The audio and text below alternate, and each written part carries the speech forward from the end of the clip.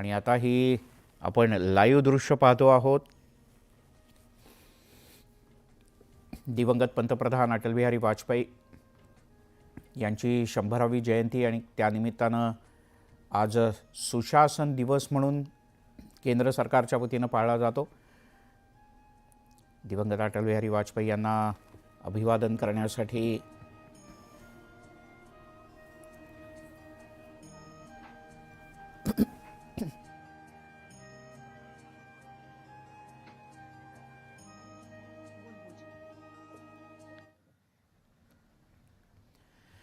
भारताच्या राष्ट्रपती द्रौपदी मुर्मू,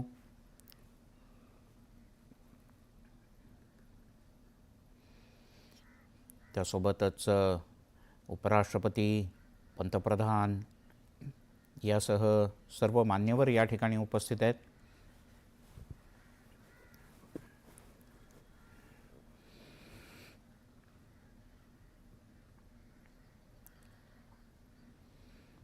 भारत के उपराष्ट्रपति श्री जगदीप धनखड़ जी श्रद्धेय अटल बिहारी वाजपेयी जी को श्रद्धा के सुमन अर्पित करते हुए आपल्या प्रदीर्घ अशा राजकीय आणि सामाजिक वाटचालीमध्ये अटल बिहारी वाजपेयी यांचं भारतासाठीचं योगदान खूप मोठं आहे. राष्ट्रीय स्वयंसेवक संघाचे प्रचारक असताना आणि त्यानंतर भारतीय जनता पक्षात सक्रिय झाल्यानंतर सुरुवातीला जनसंघ आणि त्यानंतर भारतीय जनता पक्ष या माध्यमातून त्यांनी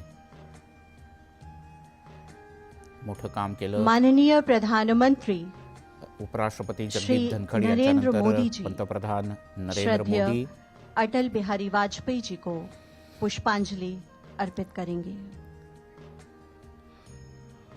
एक अतिशय उत्कट मनाचा कवी, अतिशय संवेदनशील व्यक्ती म्हणूनही अटल बिहारी वाजपेयी हे परिचित आहेत.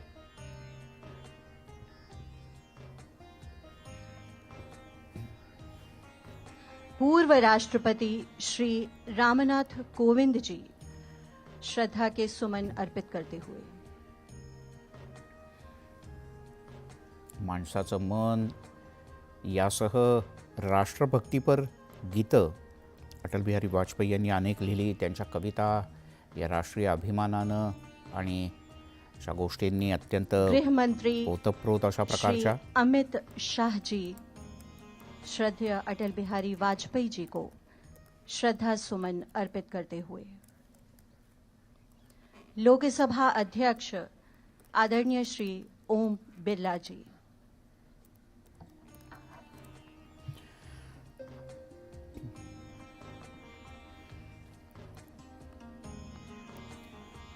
आणीबाणीच्या वेळेला अटल बिहारी वाजपेयी यांनी आंध्र काही प्रदेश काळ के तुरुंगातही मुख्यमंत्री काढला. आदरणीय श्री चंद्रबाबू नायडू जी,